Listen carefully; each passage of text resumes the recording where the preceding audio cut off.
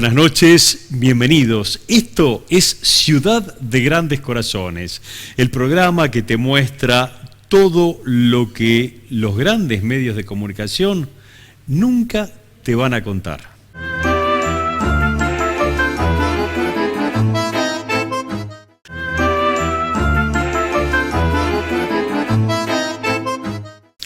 En Ciudad de Grandes Corazones seguimos hablando de nuestra costanera, pero hoy no vamos a la costanera norte, nos movemos hacia el sur y vamos a las tierras de la ex ciudad deportiva de Boca, que compró allá por el año 97 la empresa IRSA. Y un proyecto, un megaproyecto inmobiliario para construir un barrio privado, un barrio de lujo, suntuoso, un lugar donde habría probablemente barcos, yates, en la costa del Río de la Plata, en la ex ciudad deportiva de Boca. Una medida judicial había determinado que no se podía seguir avanzando con ese proyecto, pero hubo una medida, una sorprendente resolución que fue 18 minutos antes de una reunión que se iba a realizar en la legislatura, precisamente donde se iba a tratar este tema, que habilitó precisamente esa reunión. Nos acompaña esta noche María José Lubertino, integrante de Tierras Ferroviarias Verdes, y el arquitecto Gustavo Cañaveral, de Proyecto Riachuelo y de Urbana TV. Buenas noches. Hola, ¿qué tal? ¿Cómo estás? ¿Cómo les va? Bueno, bien, y con un tema que sigue siendo la costanera, sigue siendo nuestro río, pero particularmente hoy hablamos de esas tierras que son casi 70 hectáreas aproximadamente en lo que fue la ciudad deportiva de Boca. Mira, este tema me toca muy de cerca porque vos sabés, y lo hemos hablado varias veces en tu programa, cuando yo fui constituyente de la Ciudad de Buenos Aires, fui una de las que redactó en esa norma constitucional la necesidad de que la costa de la Ciudad de Buenos Aires fuera un espacio, y es declarado por nuestra Constitución como un espacio público y verde. Y era un mandato expreso de la Constitución, después de los años del menemismo y de la privatización de tanta costanera, la recuperación para lo público de las costas del río. Esto vale para Costa Salguero, para Punta Carrasco, y vale particularmente también para lo que hoy vamos a discutir de esta zona de la costa. La otra cosa que hay que decir es que en esa Constitución también pusimos el mandato de los funcionarios, del Ejecutivo, del Legislativo, de ampliar la cantidad de espacios verdes en la ciudad. Y si se analiza en el siglo XX, lo que pasó es que la ciudad tenía 7 metros cuadrados de espacio verde por habitante y ahora tiene menos de 4 por habitante. Quiere decir que desoyeron el mandato de la Constitución de la ciudad, y por eso también, frente a lo que la OMS plantea de 10 a 15 metros cuadrados, están en falta. Y bueno, los terrenos de Boca, ex ciudad deportiva de Boca, fue bastante extraño el modo por el cual se privatizaron. Primero esta concesión a Boca Juniors para que allí estuviera la ciudad deportiva, años cerrada, después la venta al grupo IRSA. Y tenemos la imagen acá del titular de IRSA. Sí, después tantas veces los intentos de este grupo inmobiliario de tratar de cambiar la norma. La norma actual de ese espacio solo permite que sea un lugar con fines deportivos. Por eso desde este espacio de Tierras Ferroviarias Verdes hemos presentado un proyecto de ley hartos ya de estos intentos de hacer torres en ese lugar para que se expropie y para que haya un 70% de parque verde y un 30% con fines deportivos y culturales. Dos cosas quiero decir. Ya había habido un proyecto del diputado Vergel que yo acompañé en su momento cuando fui legisladora de la ciudad, y Vergel ya proponía la expropiación de este espacio para hacer un espacio de huertas y con fines agroecológicos. Nosotros ahora volvimos a rediscutir esta idea, creemos que es imperiosa la expropiación, queremos que es imperioso para la ciudad recuperar el espacio verde y público, y también que sea compatible con la reserva ecológica que está al lado. Creemos que una urbanización allí sería sumamente contraproducente para el Riachuelo, que es una zona todavía en un estado de contaminación lamentable y que venimos haciendo el seguimiento durante todos estos años de este tema como sociedad civil, y también que tendría un impacto altamente negativo en toda la zona de la reserva, más allá de los impactos negativos que tiene por el tema de cambio climático, por el tema de la contaminación del agua, por el tema del ruido. Digamos, ahí encima están haciendo esta aprobación en la legislatura sin un estudio de impacto ambiental. Eso lo dijimos en la reunión de comisión quienes participamos, que la legislatura tiene un mandato de control de ambientalidad previo a la sanción de las leyes. No puede ser que la respuesta sea, bueno, primero aprobamos la ley, le cambiamos el uso y después, antes de que se haga la obra, habrá un estudio de impacto ambiental. Porque además no es lo mismo hacer un estudio de impacto ambiental al garete para un edificio que hacer un estudio de impacto ambiental estratégico sobre todo lo que está sucediendo en la costa y en la costanera en particular sur. Gustavo, ¿hace falta construir un barrio privado, viviendas suntuosas en la costanera? Es interesante el debate después de la arquitectura y del urbanismo, después de fenómenos y de impactos sociales y políticos muy importantes. Tuvimos el 2001, nosotros aquí en la Argentina, y tenemos el COVID. Y creo que la reflexión para el debate urbanístico tiene que ver de antes del COVID y post-COVID. Acá se enmarca el desarrollo de Costa Urbana como la discusión sobre qué hacer con la costa y cómo mirar a la ciudad desde el río, no frente al río. Son dos conceptos totalmente distintos. La mirada desde el agua hace que vemos una ciudad que tiene un río, tiene un riachuelo, tiene una conformación urbanística muy interesante en términos de costa. Una costa que fue muy modificada por todos los rellenos. Una costa que fue muy modificada por todos los rellenos, pero que hoy tenemos una reserva ecológica como la que tenemos en la zona sur, que estamos aquí mirándola, pero que es Comuna 1.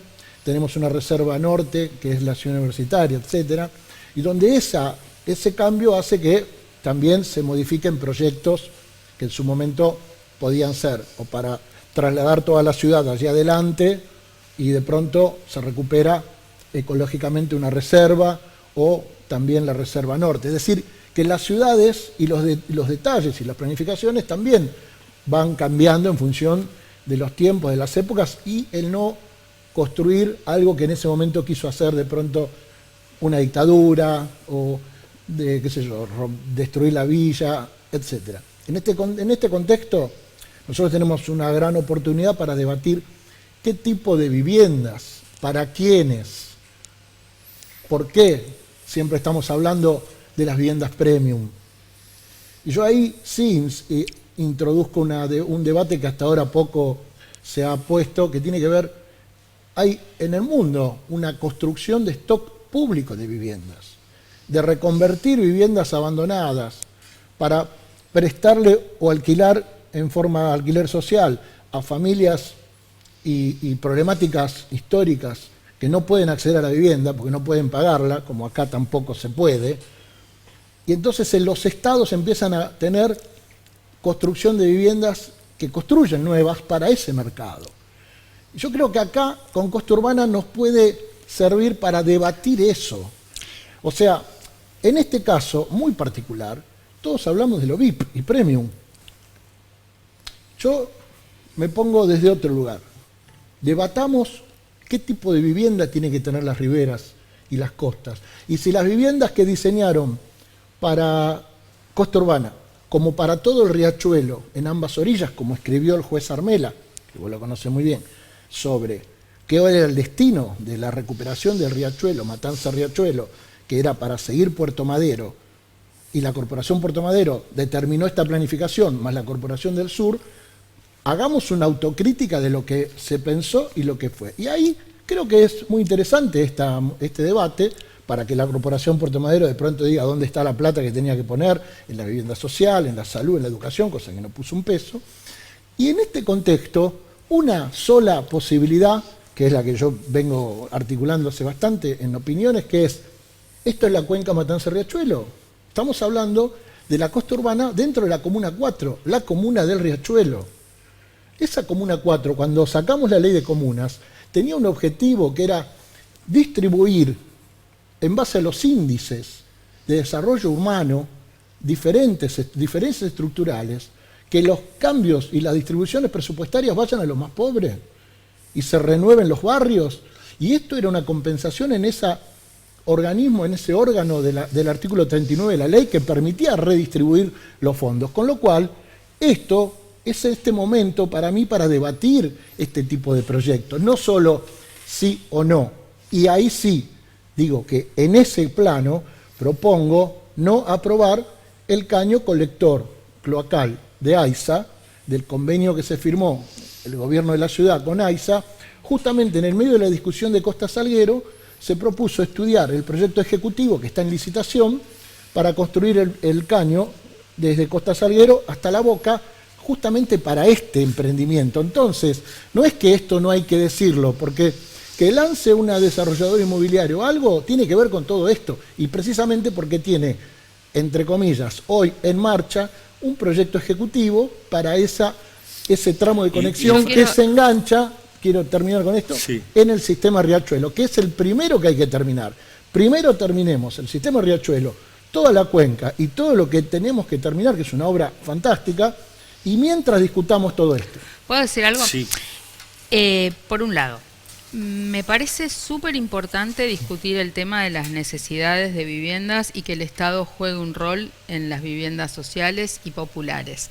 Pero no hay que dejar de subrayar que estamos en una ciudad donde hay viviendas ociosas y vacías, Claro. y gente sin vivienda o cada vez más dependiente de alquileres. Entonces, la primera discusión, antes de seguir construyendo cualquier cosa sin ton ni son, es diagnosticar dónde hay viviendas ociosas, Sí, cómo claro. la gente puede acceder a esas viviendas.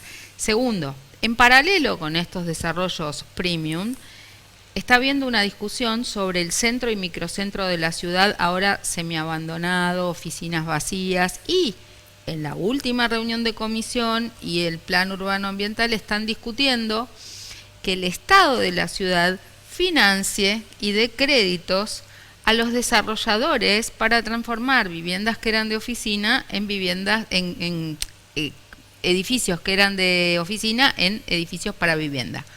Pero no están pensando en subsidiar y dar créditos para esas viviendas sociales. Están pensando en convertir eso en microespacios, es más, dicho textualmente, para que sean alquilados por los jóvenes que vienen a estudiar del extranjero a altos valores de rentabilidad. Entonces, ahí amerita una súper discusión, porque estamos hablando de manzanas con edificios ya construidos, que una cosa es rediseñar aquellas casas viejas que fueron vivienda, se transformaron en oficina y es más fácil volverlas vivienda, que otros edificios que fueron concebidos como mega oficinas. Pero digo, en ese contexto, una discusión es lo de las viviendas. Lo que yo quiero volver a la ciudad deportiva o a la ex ciudad deportiva es, ¿estaba concebido ese préstamo o esa concesión a Boca para que fuera un lugar de deporte y sobre todo para la zona sur, un lugar de deportes gratuitos, un centro deportivo? Nosotros defendemos que siga vigente esa norma y sobre todo creemos que del proyecto original a Boca se le cedieron 40 hectáreas para un fin deportivo. Ahora el proyecto, a través de distintos birles y birloques, termina siendo de 70 hectáreas, de las cuales además nos dicen que va a haber un parque, pero termina siendo lo menos el parque. Entonces nuestro proyecto trata de que eso sea 70% de parque verde y público, que siga habiendo espacio deportivo y cultural comunitario para La Boca y para la zona del Riachuelo, y fundamentalmente porque eso sirve como una zona de amortiguación de lo que es la reserva. Recordemos que la reserva es un sitio Ramsar, es un humedal. A pesar de que la costa fue modificada, la naturaleza la recuperó. Y también esta zona aledaña de la ex ciudad deportiva de Boca también tiene estas condiciones de humedal en la parte verde, en la parte más cercana a la reserva. Entonces, para nosotros es muy importante la preservación de este espacio verde y público, sin perjuicio de la discusión que se puede hacer sobre lo que está planteando el arquitecto, y que también ameritaría otro tema más enganchado, porque también es la zona de influencia del Riachuelo, el desastre que están haciendo con la venta de las que eran tierras verdes y públicas en lo que es la Villa Olímpica, que es otro curro más, porque eso era un parque verde y público en la Comuna 8, que primero dijeron que iban a hacer los Juegos Olímpicos, después iban a hacer viviendas sociales, terminaron siendo viviendas con valores impagables para la gente, y ahora terminan rematando los últimos terrenos que quedaban de la Villa Olímpica. Un curro tras otro, claro, van concatenados. Justamente en lo que decía la Villa Olímpica, más la Ciudad Deportiva de La Boca, ahí se engancha la infraestructura que falta. Esta infraestructura, que esto es algo muy técnico, pero para explicar a la gente, no pudiera lanzarse este emprendimiento si no supiera que en 3 años, ponele, podría terminar la tunelera, venir de Costa Salguero hasta La Boca para garantizarles los desagotes cloacales de todos estos miles de metros cuadrados. Esto hay que decírselo. Y se engancha a este caño del sistema Riachuelo que va desde la Puente La Noria hasta Dock Sud, que justamente le falta terminar la conexión de Villa Olímpica, la conexión del Sildañez, todo lo que es Carrillo, Fátima y todas las barriadas populares de la Comuna 8, la 7 y la 4, que tenemos problemas de agua y cloacas iguales. Si no se instala esto en este momento, ¿cuándo se va a instalar? Porque la realidad es que tenemos que tener entonces ese tiempo, reitero, diferir cualquier decisión, diferirla, pensar esta estrategia. A ver, ¿no tendríamos que terminar primero los 4 millones de personas que viven en la cuenca, que para eso pedimos los créditos internacionales? Vos los conocés muy bien, ese seguimiento. Y la Corte Suprema de Justicia, ¿a dónde está? Porque esto es interjurisdiccional. Que venga una persona, un señor cualquiera del Estado, de la ciudad, y se enganche conmigo en la provincia, amerita un análisis interjurisdiccional de un convenio que AISA lo firmó en una manera sin pasar por la legislatura, sin tener opinión la Corte Suprema de Justicia. ¿Cómo puede ser que un señor agregue un adicional así nomás de una obra formidable que le garantice este lanzamiento? Reitero, no digo que no se construyan viviendas en la costa y que se diga cuál es el destino a quién. Me parece que en esa discusión todavía no hemos podido saldarla. Otra cosa más. Toda la obra del sistema Riachuelo, que estamos todos de acuerdo, etcétera, etcétera, también parte de la base, con este gran caño cloacal que está describiendo el arquitecto, parte de la base de que los desechos cloacales se tiran sin tratamiento. El otro gran tema es que hoy hay tecnologías disponibles que permitirían que haya un pretratamiento de esos desechos cloacales, y que en lugar de hacer venir los desechos cloacales del norte al sur y tirarlos acá, también pudieran ser tratados y desechados en otras condiciones más cercanas a la costa, en cada uno de los puntos donde se producen los desechos. Entonces, hay toda una serie de cuestiones concatenadas que se siguen discutiendo con una mentalidad más propia de los negocios que suponen esas grandes megaobras, que de las soluciones a veces más sencillas que hoy las tecnologías nos permiten hacer de manera diferente, como se están haciendo en otras partes del mundo. Estas mega caños no existen más. Así es, y fíjate esto, que para complementarlo, porque ¿No es cierto? No, pero es que la conoce muy bien la causa también, como la conocemos nosotros, Fíjate que la planta de tratamiento fue una decisión del AISA, cuando se lanza este proyecto del sistema Riachuelo, pero de la orilla sur. Las plantas de tratamiento están en Lanús, en Lomas, en Fiorito. Bueno, hay una serie de plantas. Entonces la pregunta es, obviamente, discutamos, y es un momento de pararlo para discutir el tipo de tratamiento cloacal. Que cada planta de tratamiento, como bien dice ella, pueda tener uno en la comuna 8, la comuna 4, la comuna 1, donde podría estar IRSA, se los digo acá a todos, perfectamente de las 70 hectáreas, utilizar 6 hectáreas para hacer la mejor planta de tratamiento que vayamos a ver todo. Y así todas las plantas, pero la tendrían que hacer ellos, digamos. Esta es la diferencia. Seguramente. Entonces, ¿qué ocurre? Que acá, como estos créditos vienen internacionalmente para pagar todos los argentinos, caño, que es de la empresa Gela, y que viene toda la consultoría ya armada del Banco Mundial, con Macri a la cabeza, que empezó con el túnel del Maldonado, que te acordás vos, este túnel y esta tunelera es un negocio de obra pública que decimos, paren con los caños, discutamos qué tipo de tratamiento, y en vez de venir 30 kilómetros hasta Villa Infernable, que no hay cloaca ni agua, para recordarlo, tengamos otra mirada ambiental, muchachos. No sé si te complicamos más de lo que te ayudamos.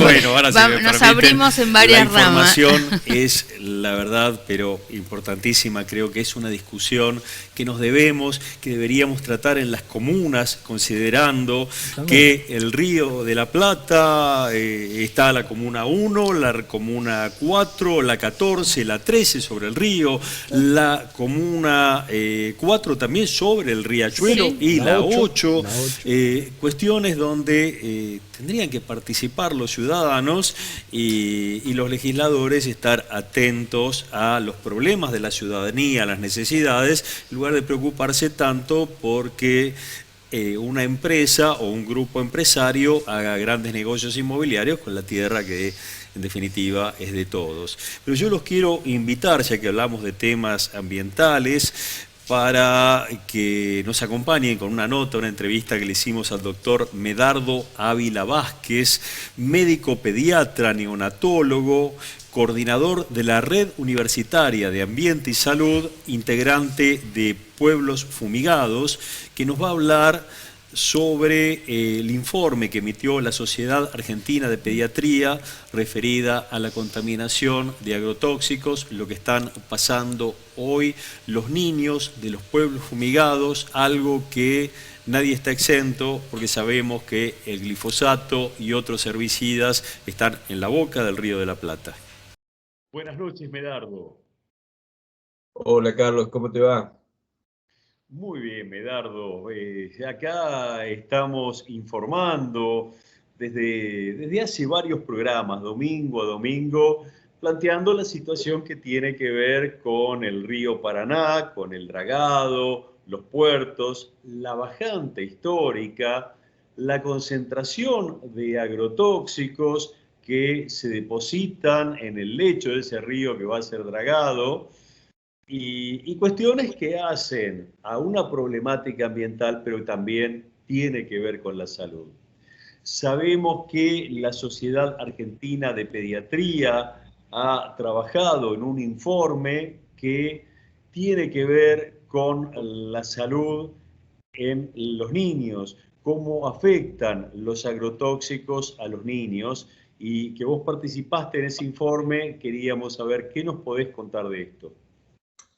Bueno, es la Sociedad Pediatría, que es la sociedad científica de los pediatras, que es una organización, tiene más de 100 años, ¿no? Hemos cumplido 100 años hace un par de años, 102 años, que no es una organización que no podemos decir que esté ideologizada, que tenga una orientación política. Es más, muchas veces la cuestionamos los pediatras porque a veces aparece muy condicionada por los sponsors de los laboratorios, ¿no? Pero bueno, hacía años que veníamos reclamando la necesidad de plantear una situación que vive nuestra infancia, que es la exposición a agrotóxicos, que no es un fenómeno generalizado a nivel mundial, sino que se da principalmente en los países que tienen una agroindustria intensiva como Brasil, Uruguay, Paraguay, Argentina, ¿no? Donde hay un uso y utilización de agrotóxicos muy intensos que contaminan los ambientes y los niños entran en contacto con esto, con estas sustancias, y eso cambia el perfil de enfermedades de estos niños, que es distinta a la que tienen los niños de las ciudades, como Ciudad de Buenos Aires, Ciudad de Córdoba. Entonces, necesitamos actualizar este tema, y la Sociedad de Pediatría es la institución que a los pediatras nos mantiene informados y nos trae los datos científicos y las recomendaciones de cómo manejar los problemas de salud y enfermedad en los niños. Entonces, bueno, finalmente llegó este informe, que es complicado, que demoró muchos años porque hay muchos intereses por medio, hay un sistema productivo de por medio, que es un sistema productivo más extenso que tiene la Argentina, que es la agricultura industrial. Y bueno, los datos son contundentes, la información es muy amplia, tenemos muchos datos locales propios de Argentina, de Brasil, muchos datos internacionales también, o sea que recopilamos esa información, hicimos un informe con una serie de recomendaciones, y lo principal, me parece que lo más sustancioso de todo, es que la Sociedad de Pediatría llama a los agrotóxicos como son, ¿no? Como realmente lo son. Son sustancias químicas que se usan en la producción agrícola, pero que son tóxicas, son dañinas para la salud de las personas, y en particular de los niños. Por lo tanto, son agrotóxicos. No son fitosanitarios, no son agroquímicos, no son protectores agrícolas ni defensivos de los cultivos. Son agrotóxicos, son sustancias venenosas que son desarrolladas por la industria química. Incluso el comienzo del desarrollo de estas sustancias empieza y se expande con el desarrollo de la industria bélica química, o sea que pensada para atacar a humanos, y después se adapta para uso civil, para agricultura, o sea que si bien matan insectos y matan plantas, dañan mecanismos biológicos que compartimos con los insectos y las plantas, y condiciona las posibilidades de desarrollo de los niños, sobre todo el desarrollo intelectual de los niños. Entonces, es muy importante esto, que la Sociedad de Pediatría diga que estamos usando sustancias tóxicas en el cultivo de alimentos, tanto de exportación como también en alimentos que llevamos a la mesa de las ciudades, porque el sistema agrícola del año 96 hace como un boom de uso de semillas transgénicas y uso de agrotóxicos. El uso de agrotóxicos es continuo en los cultivos de soja y maíz transgénico, pero se empezó a llevar a extender a un uso casi permanente para sembrar lechuga, tomate, para sembrar frutas, para la yerba mate, para el arroz, para la caña de azúcar, para desmontar o desyullar los viñedos, se usa glifosato. Y vos tenés el vino Malbec hoy glifosato. Si lo medís en el laboratorio, estás tomando vino con glifosato. O sea, es un problema de que tenemos un sistema alimentario que ha incorporado el uso de venenos como si no fueran venenos, a partir de una campaña muy intensa de la industria química encabezada por Monsanto en su momento y hoy por Bayer, de hacernos creer o hacerle creer a la población en general de que estas sustancias no son tóxicas, y por eso es tan importante que la Sociedad de Pediatría las denomine como tal desde el título del informe, un informe de 170 páginas que en el título dice Efectos de los agrotóxicos sobre la salud infantil. Sabemos que los agrotóxicos, particularmente el glifosato, está presente en la tierra, en el aire, en el agua, en la lluvia, que de algún modo también está, como vos manifestás, está presente en el vino, seguramente en los alimentos. Sabemos por un informe de la Universidad de La Plata que está también presente en el algodón, en las toallitas femeninas, en distintos lugares donde buscamos, nos encontramos con esos agroquímicos. Y leyendo el informe, descubrimos que, por un lado, vemos mencionamos algunas cuestiones que tienen que ver con nuestro río Paraná, que está sufriendo esta bajante, que está contaminado con agroquímicos, eh, y, y también sabemos que estos agrotóxicos están matando los peces y están trayendo problemas a los infantes, lo que leí en el informe, que hablaba de autismo, que hablaba de leucemia, que hablaba de diversos tipos de enfermedades. Incluso hay hasta una imagen de neuronas que están dañadas por el glifosato. Sí, sí, es terrible. Estos son los últimos datos, ¿no? Son datos que aparecieron ahora durante la pandemia, se publicaron en el British Journal Medical, que es una de las revistas más importantes médicas del mundo. Y es un trabajo epidemiológico en Estados Unidos, donde se demostró que los hijos de madres que viven cerca de los cultivos donde se fumiga, tienen más de 2 veces más autismo, problemas de desarrollo intelectual, de aprendizaje escolar, de trastorno del habla, todos problemas de desarrollo mental. Y esto es a consecuencia de que están expuestos sobre todo a glifosato y clorpirifos, que son los dos principales agroquímicos que se usan en la Argentina, y también se usan en Estados Unidos. Y después otro trabajo de laboratorio mostraba cómo las neuronas, en cultivo de neuronas, que las neuronas son nuestras células cerebrales, nosotros tenemos más de 100.000 millones de neuronas, pero lo más importante en nuestro cerebro es que las neuronas están interconectadas entre sí, y eso nos da la capacidad de pensar, de abstraernos, de tener sensibilidad, o sea, es la cualidad de nuestro cerebro humano está dado por la interconexión de las neuronas. Entonces las neuronas normalmente es una célula que tiene ramificaciones como pulpos, así, que comunican una con otra. Y cuando las neuronas en presencia de pequeñas cantidades, mínimas cantidades de glifosato, se cultivaba una neurona en el laboratorio, esta neurona crecía y tenía escasas ramificaciones. No se interconectaban las neuronas. Esto es lo que pasa en los niños que tienen TGD, que tienen autismo, que tienen estos trastornos, ¿no? O sea, claro, ya tenemos toda esta información, entonces no podemos permitir que los niños estén respirando un ambiente que tiene esta sustancia o que estén tomando agua que sacan de los ríos que están llenos de esta sustancia o de las napas subterráneas de los pozos de agua que sacan agua que también está lleno de glifosato, de atracina, de 2,4-D, de clorpirifos, como ha demostrado la justicia federal en Pergamino y ahora han demostrado en Lobos.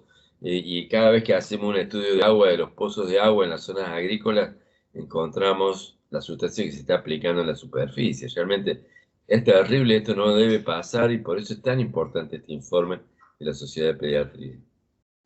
Nosotros estuvimos difundiendo situaciones que se dan en la provincia de Entre Ríos, en la provincia de Santa Fe. Sabemos que en Córdoba, el barrio Ituzaingó, que fue fumigado, sabemos de Monte Maíz, de tantos lugares que están recibiendo permanentemente una descarga muy cercana de agrotóxicos y donde hay adultos que se enfermaron, pero también muchos niños. ¿Esto es así? Sí, sí, no, obviamente esto es así. Mira, los niños son muy vulnerables a las cuestiones ambientales y a los agrotóxicos. Eh, por sus características físicas, por estar más en contacto con el suelo, con el polvo, su exposición es mucho mayor.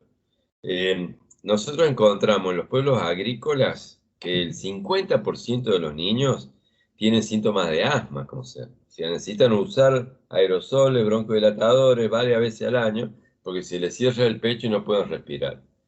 Y sin embargo, en la ciudad de Córdoba, o en la ciudad de Rosario, o en la ciudad de Buenos Aires, solamente el 12% de los niños usa broncodilatadores, tienen síntomas de asma. O sea, la carga de asma en nuestros niños es del 12%, que es más o menos el promedio de carga de asma que tiene a nivel mundial las poblaciones humanas. Hay algunos países que tienen un poco más y otros un poco menos, y nosotros estamos en el medio. Pero en Monte Maíz había el 50%, y en otros lugares donde lo hemos medido también, ¿no? Y esto lo hemos publicado en una revista científica, justo salió la publicación en este año, es la última publicación que realizamos. Pero aparte de asma, los niños que nacen en estos territorios tienen un riesgo de nacer con malformaciones mucho más altas que las que tienen en la ciudad de Buenos Aires. ¿No? El 2%, solamente el 2% de los nacimientos son de niños que tienen un problema congénito, como un síndrome de Down, un problema de mal desarrollo, de crecimiento del cerebro, del corazón, de los miembros. O sea, malformaciones, síndromes malformativos, síndromes genéticos sean en el 2% de los humanos y como en el 2% de todos los mamíferos en general, que es la tasa de error congénito que tienen las especies animales, sobre todo los mamíferos, que es natural, digamos, el error natural admisible para que no haya problemas de supervivencia de la especie. Pero nosotros en los pueblos estamos viendo el 5, el 6%. ¿No? Y cuando vemos los servicios de neonatología, yo soy neonatólogo, recibimos niños derivados de los pueblos agrícolas o de las instituciones, otras instituciones, y sus madres son de pueblos agrícolas, y la mayor parte de los mal formados que atendemos en los servicios de neonatología son de pueblos agrícolas. O sea, las madres, cuando quedaron embarazadas, sufrieron exposiciones a agrotóxicos como glifosato, como clorpirifos, como atracina, y esto les generó las malformaciones que nosotros vemos. También ese impacto sobre los embriones en desarrollo sabe ser tan grande que muchos de estos embarazos se pierden. La tasa de abortos espontáneos, de pérdida de embarazos, es muy alta en los pueblos agrícolas, mucho más del triple o 4 veces mayor que la que tenemos en las ciudades, ¿no? Eso los obstetras y los médicos generalistas que atienden a embarazadas nos dicen, siendo que son parejas y mujeres que quieren tener esos niños, que son sanas, pero que pierden esos niños, esos embarazos, porque realmente están expuestos a estas sustancias tóxicas. Después, la carga de cáncer es el otro problema que tenemos, ¿no? Los niños es una población que tiene una baja carga de cáncer, dentro de todo, menos mal. Solamente el 0,6% de todos los cánceres se dan en niños, ¿no? Pero bueno, es más frecuente también, es el doble o el triple de frecuencia los casos de cánceres que encontramos. Los estudios epidemiológicos dan que es más del doble, ¿no? En niños, como ser la leucemia. Las leucemias, por metaanálisis realizado con muchos estudios, comparando más de 14 estudios epidemiológicos, daban que era de 2,4 el riesgo de que una mujer que vive en una zona agrícola tuviera niños con leucemia, que desarrollara leucemia posteriormente, esos niños durante la infancia, comparado con los de las ciudades donde no pasa esto. O sea que realmente es un impacto muy grande, y sumado a este problema de los trastornos intelectuales y desarrollo mental, ¿no? Que nosotros no hemos podido medir, pero que las maestras, las docentes, las directoras de las escuelas de las zonas agrícolas nos comentan que tienen un problema muy grave de aprendizaje. Son poblaciones agrícolas de buen nivel de vida, donde hay mucho dinero, ¿no? En la Pampa Gringa, Argentina. O sea, no son poblaciones de villa miseria, ni migrantes, ni que se trasladan del norte hacia las ciudades, sino son poblaciones establecidas, con buen nivel de vida, sanas, con obras sociales, que sin embargo tienen muchos problemas de aprendizaje, tienen que armar grados, cursos especiales de chicos más rezagados, tienen cursos enteros de chicos rezagados, ¿no? Que no logran cumplir o alcanzar los objetivos, ¿no? Y eso es un poco reflejo de esta exposición tóxica que nos está dañando tanto. Lo que también ha hecho la Sociedad de Pediatría, ha insinuado la necesidad de que se avance en política de reducción de agrotóxicos, ¿no? Son experiencias se están desarrollando en otros países, porque parece que estaríamos condenados a tener este sistema agrícola con veneno porque no habría otra forma de producir. Es lo que nos quieren hacer creer las industrias químicas, en realidad, porque su negocio está en vender los agroquímicos. Y nos han hecho holgazanes, porque realmente el sistema agrícola usando veneno es muy simple, es muy fácil. Ante cualquier problema, tirás una nube de veneno re tóxico y se acabó el problema, ¿viste? Entonces, es muy fácil así, pero está contaminando todo y poniendo en riesgo la salud, ¿no? Entonces, tenemos que avanzar. Los estados necesitamos que la sociedad diga, no se puede usar venenos masivamente para producir alimentos porque se contamina el ambiente y se contamina los alimentos, ¿no? Porque hay como una contradicción, hay como un choque de intereses o visiones distintas. El productor está viendo dinero en su producto, ¿no? Que puede ser un cajón de manzanas, o un cajón de tomate, o una tonelada de soja, ¿no? Entonces está viendo el dinero que va a cobrar por eso. Pero nosotros, cuando vamos al supermercado, vamos a la verdulería y queremos comprar unos tomates, estamos viendo el tomate y la ensalada que nos vamos a comer con el asado. Pero el productor estaba viendo el dinero que iba a cobrar y antes de salir para la verdulería le roció de nuevo con un insecticida para que no la picaran las chinchas, los tomatitos, y nosotros ahora lo agarramos y lo llevamos a la mesa, lleno de veneno, ¿no? El SENASA dice que están llenos de veneno, no lo decimos nosotros, lo dice el SENASA. Entonces, esto no puede pasar. El Estado tiene que decir, no señor, no puede producir alimentos.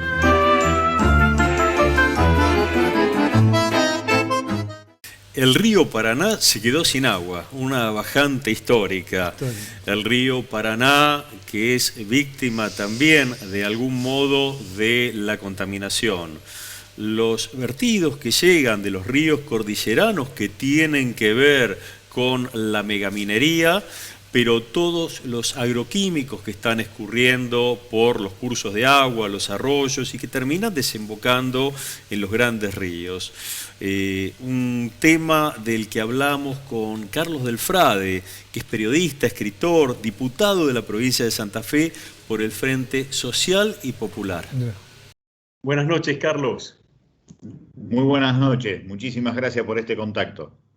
Gracias por la atención que nos brindás. Sabés que hace ya un rato, unos meses, que venimos domingo tras domingo hablando de nuestro río Paraná, de la navegación en el río, pero queremos detenernos también en un problema que estamos viviendo hoy, que es esta bajante histórica, que probablemente tiene que ver con cuestiones como la corriente del Niño, pero también presumimos que también tiene que ver con un modelo de agronegocios que está afectando el medio ambiente. ¿Qué nos podés decir de esto? Sí, desde hace 3 años el Paraná viene bajando, algo absolutamente inesperado. Todos los cálculos de los institutos nacionales, incluso de las distintas facultades, han estudiado el riesgo del Paraná por la creciente, nunca por la bajante. Así que este es un hecho histórico y se relaciona directamente a la fenomenal deforestación que está sufriendo el Amazonas por las políticas aperturistas del gobierno de Bolsonaro en Brasil, lo que genera una menor absorción de la humedad de parte de las tierras que en su momento eran absolutamente húmedas y generaban permanentemente el reciclaje y la lluvia en los territorios altos en donde se va nutriendo el origen del río Paraná. Entonces, a partir de esto, más lo del cambio climático y lo que corresponde al año de la Niña, como es este que nosotros estamos atravesando, tenemos una fenomenal bajante que se suma, en definitiva, a las distintas consecuencias de un modelo que depreda el ambiente a favor de negocios particulares y algunos negocios internacionales, como la destrucción de la biodiversidad para las multinacionales de los medicamentos, tal como lo dice el Banco Mundial en lo que se denomina el proyecto IRSA, Inversiones Regionales Sudamericanas, en donde necesitan la flora del Amazonas para generar distintos medicamentos para la industria multinacional de los remedios. Esto desde el año 2000 se está aplicando en América Latina y está también vinculado a la explotación de la reserva de agua dulce más importante del mundo, que es el acuífero Guaraní, que está por debajo de todo esto e incluso por debajo del río Paraná. Nosotros no nos damos cuenta porque generalmente América Latina es pensada desde afuera y nuestro modelo de desarrollo es impuesto desde afuera, pero realmente lo que se están cumpliendo son esos proyectos que en su momento fue el consenso de Washington, cuando se generaron todas las privatizaciones, y ahora estamos en medio de ese proceso de desprendimiento de la biodiversidad que está haciendo el IRSA. Detrás de él está el Banco Mundial. Así que hay que tenerlo muy en cuenta. Esto de la bajante del Paraná tiene cuestiones naturales, pero por sobre todas las cosas es consecuencia del avasallamiento de la biodiversidad por un modelo extractivista que parece no tener fin. Y que se replica también en otros países de la región, Argentina, Paraguay. Sabemos que también han sido afectados por la deforestación, por la tala, pero también por los incendios. Sí, sí, incendios absolutamente intencionales con el objetivo de generar feedlots vinculados a la producción ganadera o inversiones inmobiliarias, como se ha visto acá en la Argentina, también en Paraguay y en Brasil. Por eso todos los desarrollos económicos y comerciales después de los incendios debería suceder como está pasando en España desde el año 2017, en donde hubo una reformulación de la ley forestal, en donde se prohíbe cualquier desarrollo económico después de haberse comprobado incendios intencionales, y se prohíbe durante 50 años. Eso en la Argentina tuvo una respuesta cuando se produjeron algunos incendios, pero hay que complementar eso con la ley de humedales y también con una ley de protección en serio de la biodiversidad, porque si no, la casa cósmica que tenemos, el planeta Tierra, está cada vez más frágil como consecuencia de esta voracidad que tiene el sistema sobre los bienes comunes. Un sistema que avanza sobre los bienes comunes, que estamos hablando de una enorme bola de riqueza que genera todo el dinero que sale de la Argentina, pero que no necesariamente queda en manos del pueblo argentino. Hoy la mayoría de nuestras riquezas está en manos extranjeras, por eso para mí es vital en este momento dramático de nuestro pueblo, en donde hay 19 millones de personas por debajo de la línea de la pobreza, recuperar la mayor parte de la riqueza, recuperar el comercio exterior argentino para el pueblo argentino. Hay que cambiar la ecuación, hay que cambiar los porcentajes de los negocios. No puede ser que nosotros como propietarios nos comportemos como inquilinos frente a las multinacionales. Nosotros somos los propietarios de los bienes comunes, nosotros somos los propietarios de nuestro propio trabajo y no puede ser que nos den las migajas de lo que nosotros producimos. Hay que dejar de ser una semicolonia. Tenemos bandera, tenemos himno, elegimos gobernantes, pero no somos dueños de nuestras riquezas. Eso es lo que hace una semicolonia. Hay que dejar de ser dramáticamente, es el momento porque hay mucha necesidad en nuestro pueblo. Hay un proceso licitatorio que próximamente se va a lanzar y tiene que ver exclusivamente con la navegación del río Paraná, con el dragado. Y la pregunta es, ¿qué es lo que pasa con los puertos? ¿Qué pasa con los puertos que están sobre nuestro río?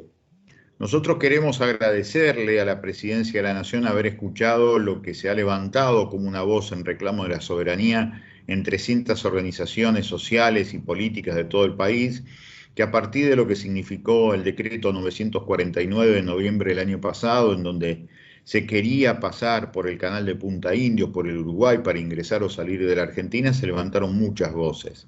A partir de ese momento empezó a discutirse de quién es el Paraná, la soberanía del Paraná. Nosotros decimos que la discusión en serio y en profundo es quién se queda con la riqueza que se va por el Paraná. Eso generó que durante meses dijéramos que no tiene mucho sentido reprivatizar el servicio de dragado, balizamiento y peaje del Paraná en manos de una multinacional, una de las 5 dragadoras más importantes del mundo, como es la Yandenul. Puede hacerse cargo del Estado, y de hecho el gobierno nacional hace un mes atrás sacó el decreto 427, en donde efectivamente dice que por un año solamente la Administración General del Puerto se va a hacer cargo del control hidrológico del Paraná. Es decir, tiene apellido el control, es hidrológico solamente, no es control económico, es medir la profundidad de las aguas del río. No alcanza demasiado eso, no sirve para responder a la necesidad de nuestro pueblo.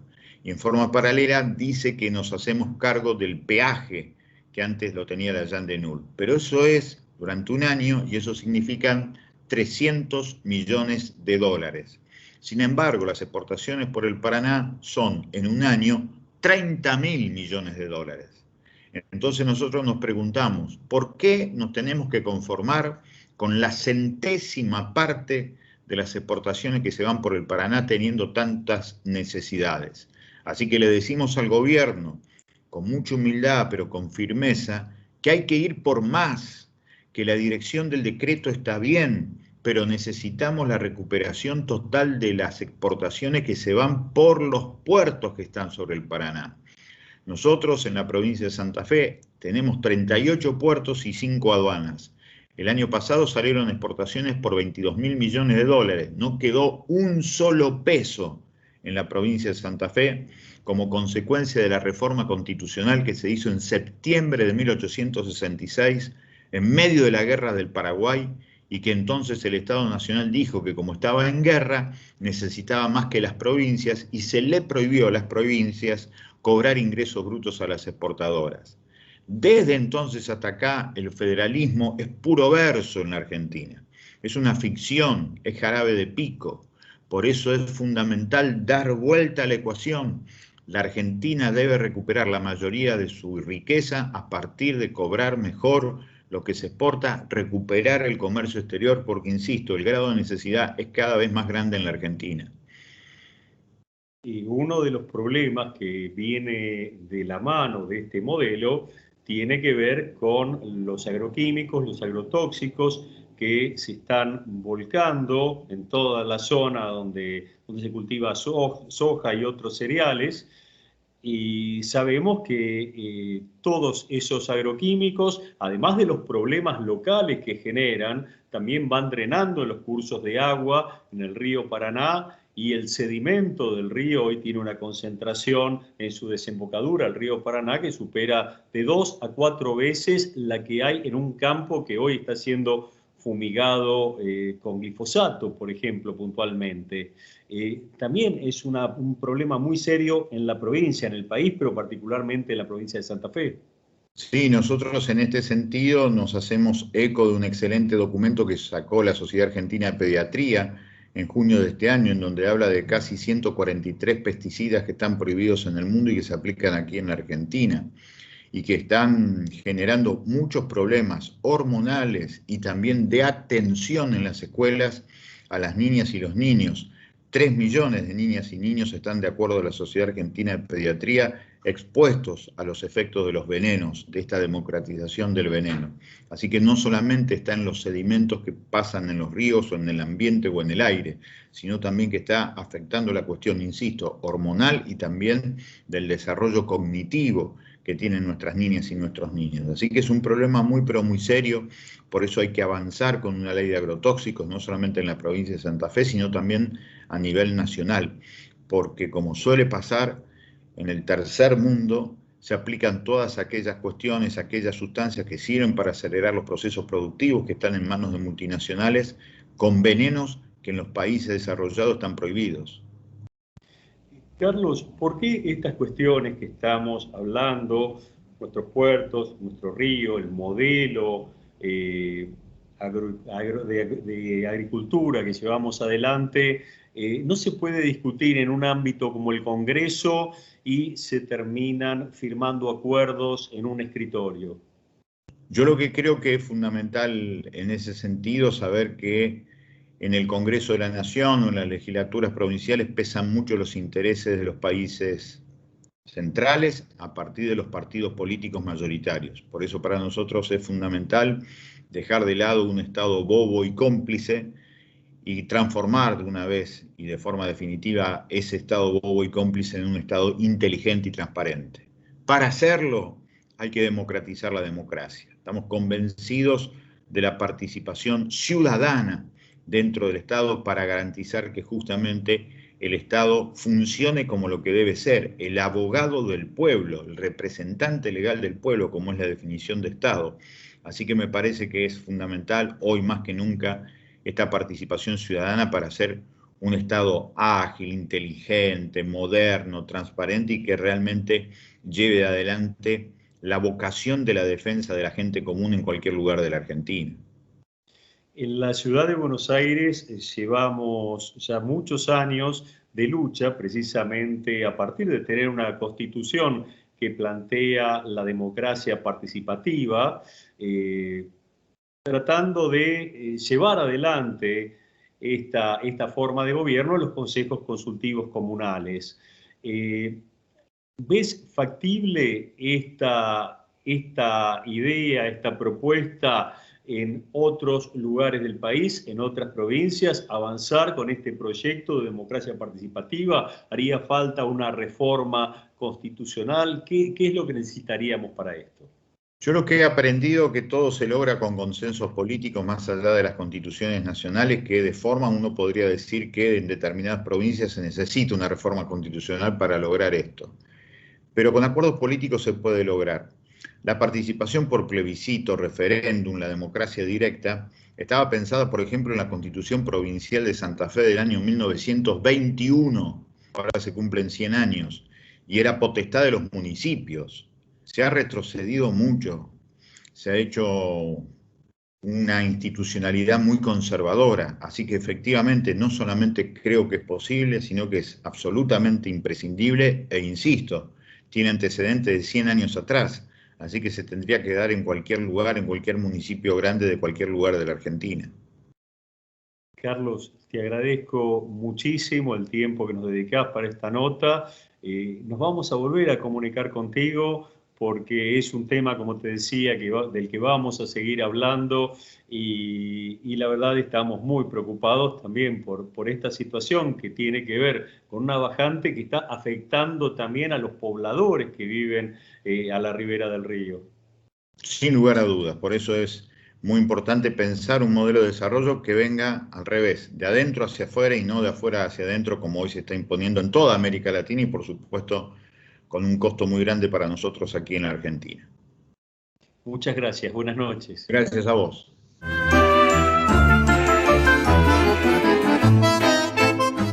La semana pasada, el CESDET, el Centro de Estudios Territoriales para el Desarrollo Territorial, presentó una aplicación para la participación ciudadana, una herramienta que está destinada a potenciar el trabajo de los consejos consultivos, donde va a estar toda la información relativa a lo que ocurre en las distintas comunas, pero en la que también se va a poder aportar la información concerniente a proyectos, necesidades, reclamos que se dan en los distintos barrios de la ciudad.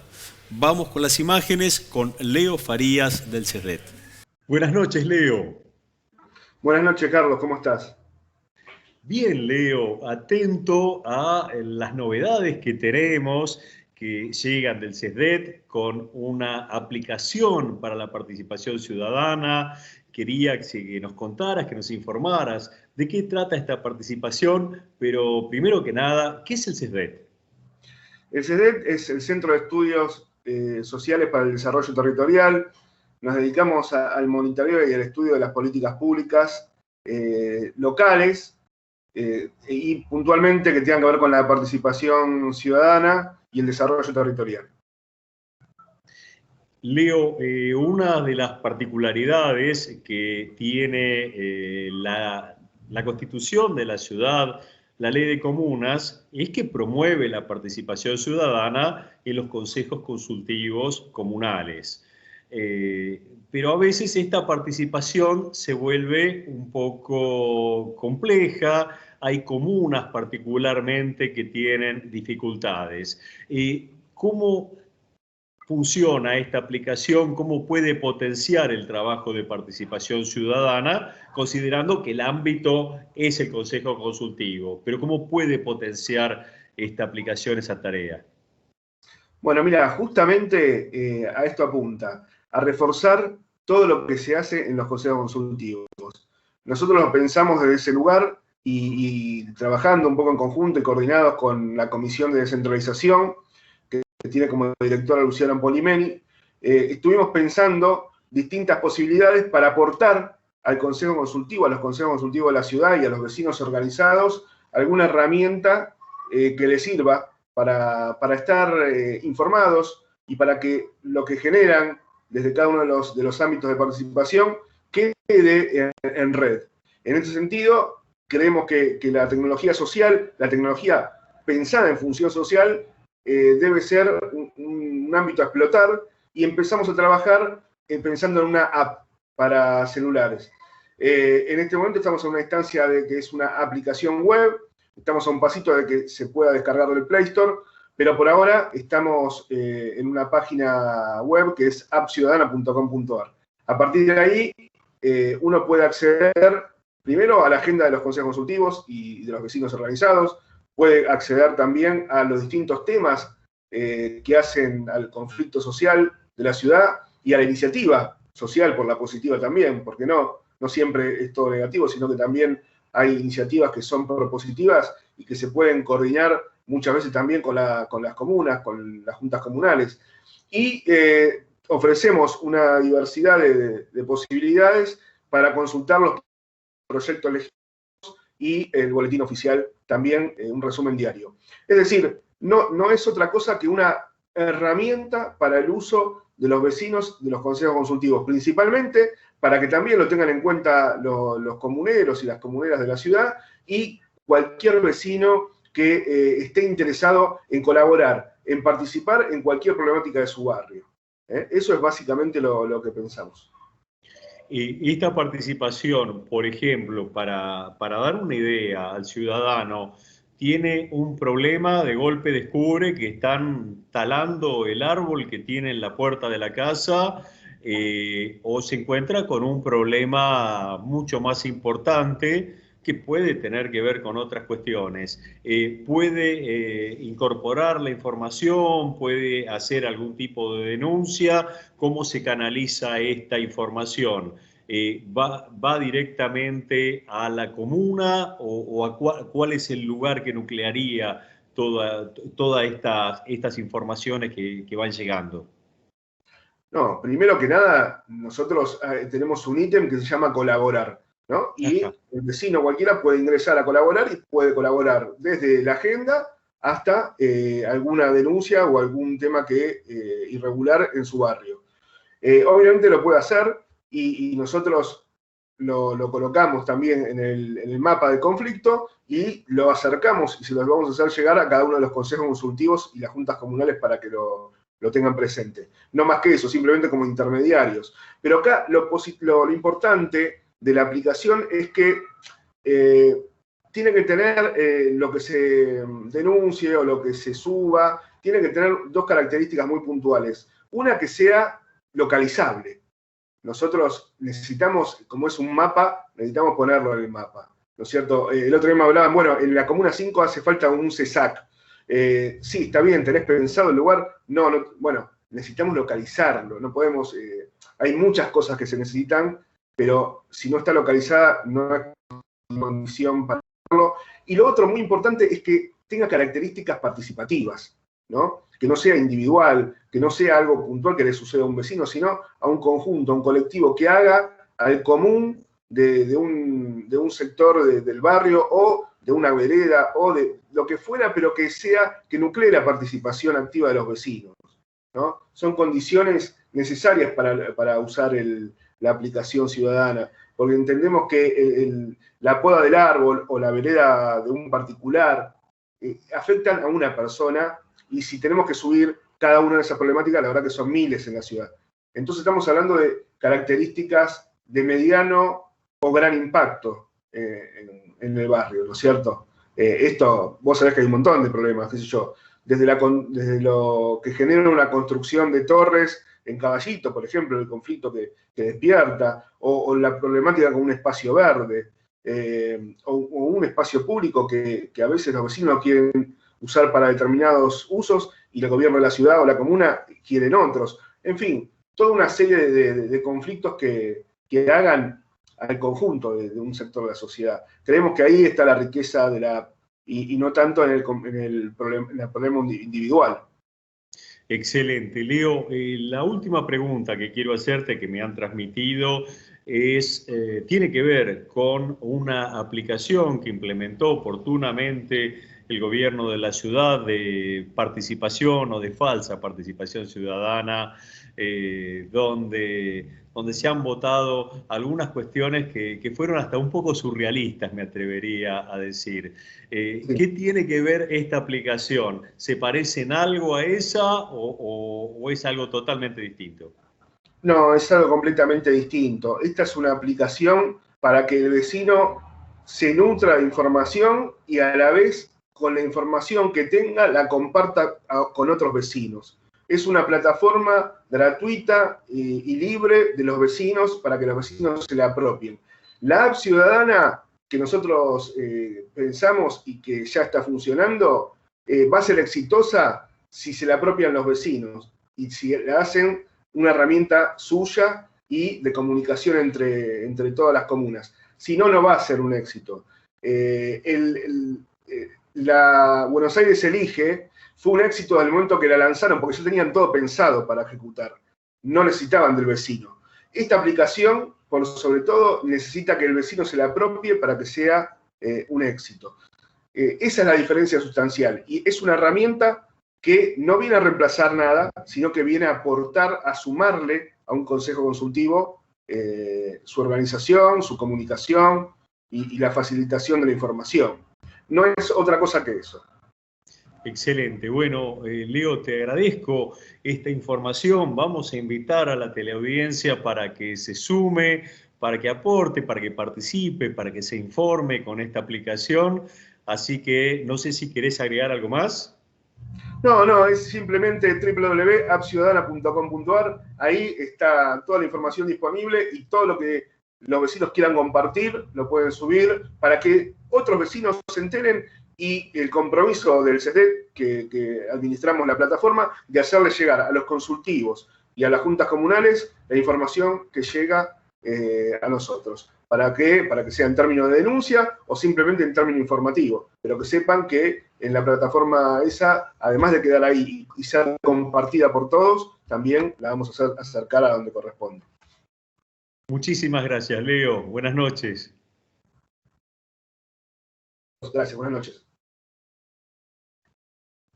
Bueno, Carlos Sexi. No, saludando con expectativa al CESDET, porque lo que está faltando a la ley de comunas justamente es la articulación de todos los consejos consultivos para poder trabajar en el órgano de distribución presupuestaria del artículo 39 de la ley 1777, para poder determinar los índices, la matriz de índices de desarrollo humano, que permitan redistribuir entonces los fondos año tras año de los presupuestos en función de las necesidades básicas insatisfechas, de cuestiones que tienen que ver desde el espacio verde hasta la vivienda, la salud, etc. Así que me parece bárbaro, porque es un camino que se está transitando en varios consejos consultivos. Una oportunidad que se abre y también tenemos una novedad. El próximo 7 de agosto se abre la Escuela Popular de Inclusión Siete Esquinas en el barrio de Mataderos. Pero también tenemos un encuentro el próximo 3 de agosto. El 3 de agosto sí, nos encontramos online en Zoom, desde el Tierras Verdes Ferroviarias, para presentar y debatir el proyecto de ley de Costa Verde y Pública en contraposición a este proyecto urbanístico en la ex ciudad deportiva de Boca. Así que los esperamos, pueden seguirnos en las redes sociales, tanto en la de Asociación Ciudadana por los Derechos Humanos como en la de Tierras Verdes Ferroviarias, que ahí van a encontrar toda la información para este 3 de agosto. Muy bien. El martes, sí. Ahí yo coordino el debate, así que... Muy bien, los esperamos entonces ahí, el próximo miércoles. Martes. La Escuela Popular Siete Esquinas nació en el año 2019 cuando nos decidimos a formar un espacio educativo que sea inclusivo, que permita ejercer el derecho a la educación que en nuestra ciudad ha sido vulnerado por la falta de inversión en políticas educativas que sean realmente inclusivas, que no solo garanticen el ingreso, sino además la permanencia y el egreso de las personas al sistema educativo. En estos 2 años, la Escuela Popular cuenta con 40 egresados del nivel primario, 30 estudiantes de primer año y 27 estudiantes de segundo año. Con el esfuerzo militante de muchos compañeros y compañeras, durante el año 2021 se inició la construcción del espacio áulico, que cuenta con biblioteca, sala de profesores y mobiliario con una capacidad de 50 personas. Para nosotros, educarse es un acto profundamente político. Es una práctica de libertad, de realización personal, pero sobre todo colectiva. Con la misma convicción que hace 2 años atrás, hoy la Escuela Popular Siete Esquinas sigue proponiendo lógicas educativas acorde a las necesidades de nuestro pueblo. Para nosotros, transformar la realidad es una tarea histórica, y esa es la tarea que vinimos a hacer. Particularmente la que está tomando agua de estos ríos que están cargados de agroquímicos. Sí, sí, sin duda que sí. La entrada en contacto, la exposición hídrica o alimentaria, que es en pequeñas cantidades, mucho más pequeña que la que hay en los que viven en las zonas agrícolas, donde el aire que se respira está cargado de las sustancias, porque cuando en Monte Maíz o en Barrio Ituzaingó tomamos el agua de lluvia y la medimos, tiene 60 micras de glifosato el agua de lluvia. Y el glifosato no estaba en la nube, sino que estaba en el aire. Cuando llueve, limpia el aire, porque después tomamos de vuelta en el segundo chaparrón, y el segundo chaparrón viene limpio. Ya viene sin agrotóxicos, porque ya limpió, hizo el clearing atmosférico y limpió todo. Y bueno, eso muestra claramente que las fumigaciones son incontrolables. No es como dicen los agrónomos del agronegocio, que ellos tiran el producto y que queda ahí, que no se mueven. Está en todos lados, se mueve y lo respiramos, ¿no? Esa carga es muy intensa, pero las otras, las ciudades, las personas que viven en las ciudades, lo consumimos por el agua y por los alimentos. ¿Qué pasa? Las sustancias que son cancerígenas, como ser, no tienen un nivel permitido, un nivel mínimo, a partir del cual se puede decir, bueno, ahora te va a dar cáncer porque ya tomaste más de 10 miligramos. No, porque no depende de la carga del tóxico, sino que son moléculas que actúan sobre nuestras células produciendo ruptura de las cadenas de ADN, las cadenas genéticas, produciendo genotoxicidad. Eso induce la formación de un mensaje genético anormal, y si esa célula no es eliminada o no es reparada el impacto que produce la molécula de glifosato, el clorpirifos, si no es reparado, esa célula tiene que destruirse. Si no se destruye, puede persistir y puede, a partir de esa célula mutagena, desarrollarse un cáncer. Que esa célula empieza a crecer, la célula nuestra, que se alteró, una razón puede ser radiación, pero pueden ser químicos, como estos, pequeñas cantidades, pero pequeñas cantidades que te bajan 3 o 4 o 5 células, y esas células empiezan a reproducirse, tenés 100, 200 células, y de pronto tenés millones de células, que un cáncer que te está creciendo y te está invadiendo. Entonces, eso está pasando, eso tenemos que evitarlo. La otra es que estas moléculas que son pequeñas actúan sobre sistemas que son moleculares, como son los sistemas endocrinos, como son el sistema de la hormona tiroidea.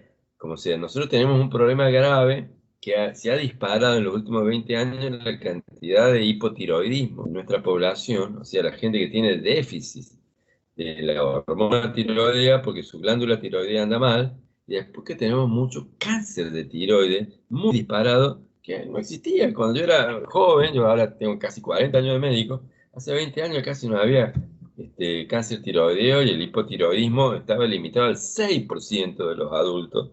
Nosotros tenemos 20% de adultos en los pueblos agrícolas y más del 10% en las ciudades que necesita tomar hormona tiroidea. ¿Qué pasa? El glifosato o atracina interfieren con los mensajes de las hormonas, que son mensajes químicos de pequeñas cantidades de hormonas. Estos lo alteran, eso hace que las glándulas empiecen a hiperproducir porque no reciben la información como tiene que ser. Después esas glándulas empiezan hiperproduciendo, se empiezan a quemar, podemos decir, y empiezan a entrar en déficit. Y entran en déficit, y tenemos diabetes, porque el páncreas anda mal, o hipotiroidismo, porque la tiroides anda mal. O sea, es un problema.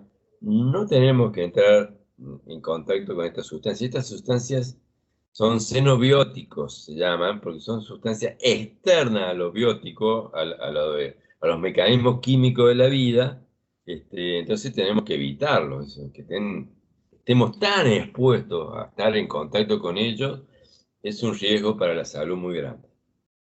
Medardo, años atrás, hoy fallecido doctor Andrés Carrasco planteaba que no se trata de cobrar más o menos retenciones, sino cambiar este modelo agrícola, este modelo de agronegocios. ¿Qué opinas de esto? Ah, sin duda que sí, sin duda que sí. Nosotros tenemos un problema, el problema que tenemos hoy viene de hace muchos años, ¿no? Viene de hace muchos años. Con la dictadura se acabó una discusión en el campo.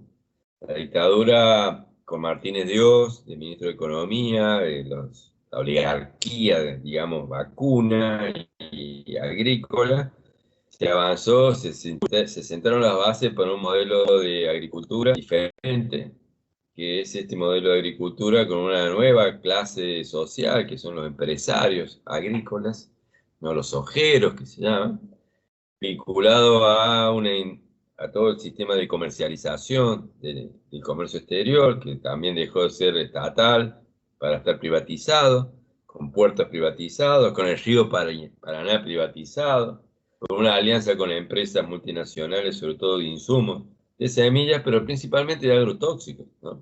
Porque si bien las semillas son un insumo, las semillas las compran de maíz, las compran una vez al año, pero no sabe la cantidad de aplicaciones que hacen. Como mínimo 6 aplicaciones al año, pero estamos en 12, 15 aplicaciones por año de esta sustancia. O sea que es un sistema agrícola que ha variado a tener una mirada muy empresarial, muy de reproducir el capital que se pone en juego y no importarle el impacto que esto puede tener sobre el territorio, sobre el agua, sobre los montes, sobre el cambio climático. Entonces, bueno, es complicado, pero necesitamos sin duda avanzar en discutir esto. Desgraciadamente en Argentina nos cuesta discutir porque siempre estamos en crisis económica, ¿no? Siempre tenemos una deuda externa que creció y que hay que pagar, y que necesitamos saldos de la balanza comercial para tener la posibilidad de pagar al Fondo Monetario o a los bancos y afrontar la deuda social. ¿Y de dónde vamos a sacar la plata? De extraer de nuestro territorio lo que podamos. La soja, la fertilidad del suelo, los minerales de las montañas, el fracking, digamos, estamos metidos en una práctica productiva que está destruyendo nuestro territorio, está agravando el cambio climático, está agravando la crisis hídrica, donde no se tienen en cuenta los derechos de las poblaciones, y se avanza a un plano de cortoplacismo, muy peligroso y que siempre nos lleva en el mismo sentido.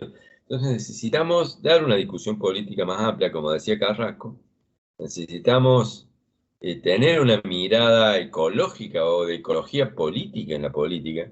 La pandemia esta que estamos viviendo a nivel mundial muestra claramente que hay una crisis del modelo civilizatorio porque estamos usando al planeta, a la naturaleza de una manera que lo estamos afectando y que genera esta respuesta, como la pandemia es una respuesta clara del manejo que hace nuestro sistema civilizatorio, el capitalismo, de los territorios, ¿no? O sea, yo creo que tenemos un desafío muy grande en este momento con la pandemia, acá nos ha mostrado la pandemia la necesidad de poner otros principios, otros valores a cuidar socialmente, como la vida y la salud, y no solamente la actividad económica y la reproducción del capital, que es lo que tendríamos que seguir discutiendo acá con el sistema agrícola y con la crisis hídrica. Medardo, te agradezco infinitamente toda esta información que nos acabas de brindar y bueno, vamos a seguir hablando de este tema, seguramente te vamos a volver a convocar. No, va a ser un gusto, por favor. Gracias a vos, Carlos, de llevar este tema y esta iniciativa de la Sociedad de Pediatría a que se conozca.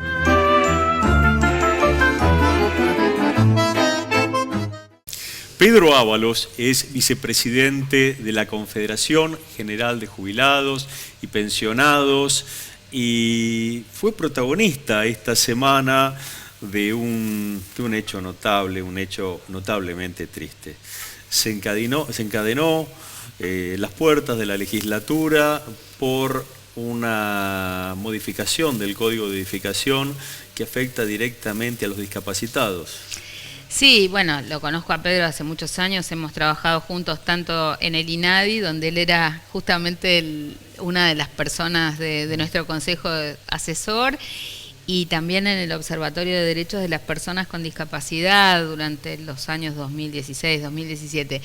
Y él ha tomado esta decisión tan fuerte de hacer una serie de encadenamientos, estando 24 horas en pleno invierno al frío y al viento, como fue esta semana, lo acompañamos el miércoles en la legislatura, y fundamentalmente en este caso tiene por objeto cuestionar esta nueva modificación regresiva del Código Urbanístico y del Código de Edificación. Recordemos que en la Ciudad de Buenos Aires la falta de accesibilidad para las personas con discapacidad o personas mayores o mamás con cochecito es cotidiana, porque están las veredas rotas, porque no están todas las rampas donde corresponde, porque hay barrios enteros como La Boca que no tienen las condiciones para que una persona transite, ni que hablar de las villas o de los barrios más olvidados. Hemos contado acá con nuestro proyecto de Ciudad Cuidadora que los barrios más humildes, donde más personas con discapacidad hay,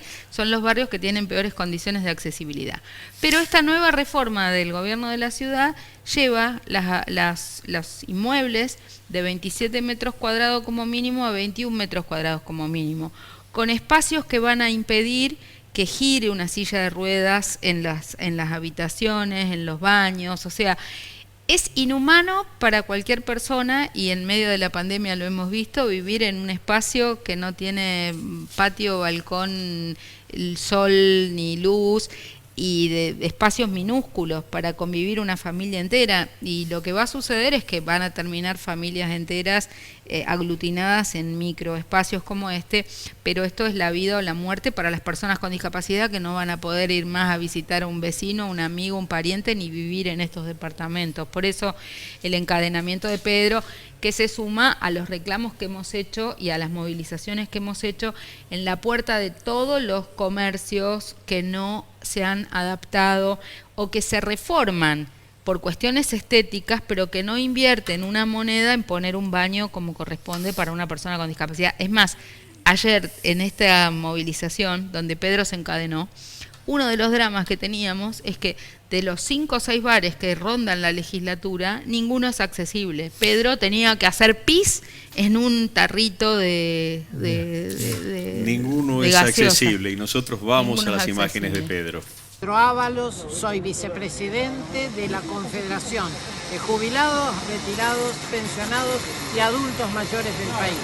Bien, ¿por qué está encadenado hoy acá frente a la legislatura? ¿Qué está reclamando? Estamos protestando porque la legislatura acaba de aprobar una reforma del Código de Edificación que reduce la superficie mínima de 27 a 21 metros cuadrados.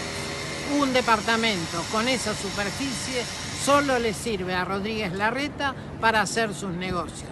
En la práctica, una persona en silla de ruedas no puede vivir, no puede visitar a sus amigos, no puede visitar a sus parientes. Así que estamos reclamando de la legislatura la vuelta a la situación anterior por la cual se podía habitar en los departamentos de la ciudad de Buenos Aires y avanzar sobre la inclusión de las personas con discapacidad. Estaremos hasta mañana, al mediodía, a la intemperie, como muchos de nuestras compañeras y nuestros compañeros que en este momento tienen necesidad de vivienda y que no se satisfacen en la ciudad de Buenos Aires. Imagino que antes de que se apruebe este código ustedes ya habían reclamado en contra de lo que decía. Efectivamente, hicimos propuestas, hicimos protestas, nos reunimos con legisladores, participamos en mesas, pero la realidad es que Rodríguez Larreta abusa de la mayoría automática con la que está contando en este momento. Cuando llegaron acá, ¿les sorprendió ver tanta policía? Bueno, en realidad nos tienen miedo y nosotros venimos de una manera pacífica, con barbijo, con distancia social, cuidándonos de la pandemia y cuidando a nuestros compañeros. Así que en la práctica esta es una propuesta más que una protesta.